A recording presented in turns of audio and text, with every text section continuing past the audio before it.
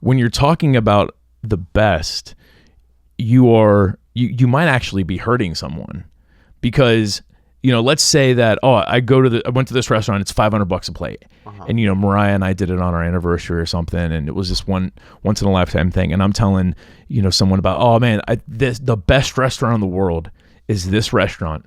It's $500 a plate. Now you're giving someone the fear of missing out. Right. Like, I think that's the one place where I am more frugal than a lot of people is with food, because it's because often the money does not equal quality. Yeah, I've learned that, unfortunately, the hard way in LA a couple times.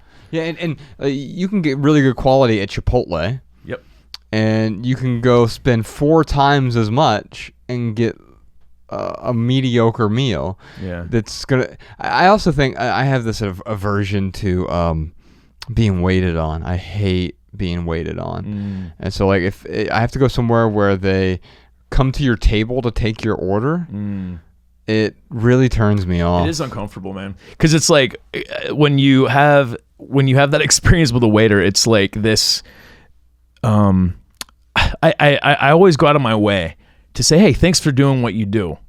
Like, I wouldn't be able to enjoy this nice meal, and I wouldn't be able to have this experience if it wasn't for you. But it would be. That's why I don't like the I could still have. I actually think I'd have a better experience if that person wasn't there, and that's why it's a problem in my head, because then it manufactures this sort of faux dialogue for me, like, okay, I have to interact with this person. And that's what I'm getting at, is like there is this faux dialogue that goes on because you're trying to show appreciation and not, and you're trying. I mean, for me, I'm trying not to be pretentious. Like, look at me, I'm being waited on. Right. Yeah, and that's why I like when I see people being mean to waiters. Like, I was in Chicago. Mariah's sister was bartending at this really, really nice restaurant, so we sat at the bar. She fed us some really good food, really good wine pairings. But then there's this table, and they're treating the waiter like crap. Like, it's awful. It's horrible. And I want to be like, in what world are you entitled to treat anyone like that? Because you're spending money.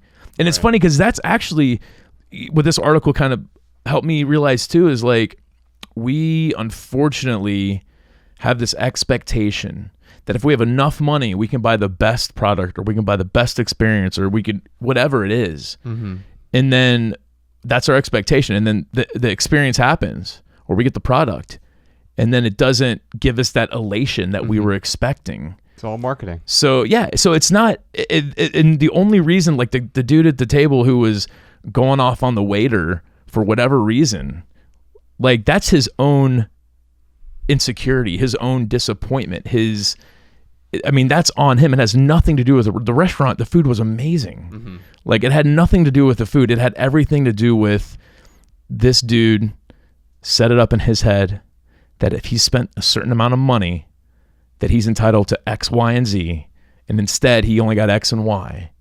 So now there's this like unsettling discontent. But the same thing happens with products. Like, sure. I haven't gone through, I'm trying to think of something. When I was reading this, I was actually trying to think of something that's happened with me. But there certainly are products that I have gone out of my way to buy and finally get it, and then it's a piece of junk. Right, or even if it's not, but it doesn't live up to the thing that was promised, the seductive marketing, branding message of this. Maybe you're not even discontented with the product that you have, but you just stop using it, or you set it aside somewhere, and it just collects dust in a cabinet or attic somewhere. That creates a different kind of discontent. It's a built-up discontent, because if you do this over and over and over and over with thousands of items, your home has become a storage locker of things that are creating discontent in your life. This makes me think of Axe body spray. It's like they sell this certain image. I mean, I can't tell you the last time I've seen one of those commercials, but like, well, we all remember them. Yeah, where the dude like sprays all over his body and like women are falling for him. Right. And then it's like, I mean, that's a lifestyle that they're trying to sell. But buying Axe body spray is not. No. If anything, it's the opposite. But my former spouse is an 8th grade teacher. Yeah. And she's like, her classrooms smell like perfume, Oh my God. ball sweat, and Axe body spray. It's not surprising. Because a lot of 8th graders, instead of showering, they just spray extra Axe body spray oh my on. God. Did you read that article about the dude who never washed his hands? No. Anyway, I'll send it to Sean. You can put a link in the notes. Anyway. Okay, I'm gonna wrap up this article here because it's a long one. But ultimately, she realizes that all of these things were really stressing her out. Mm-hmm. But I think the thing that was stressing her out more is her lifestyle. She goes through this whole article and she's like staying out and eating pizza. She's making bad decisions, and the products themselves are not going to cover up bad decisions. That is tweetable, Jess Ness, if you're listening to this.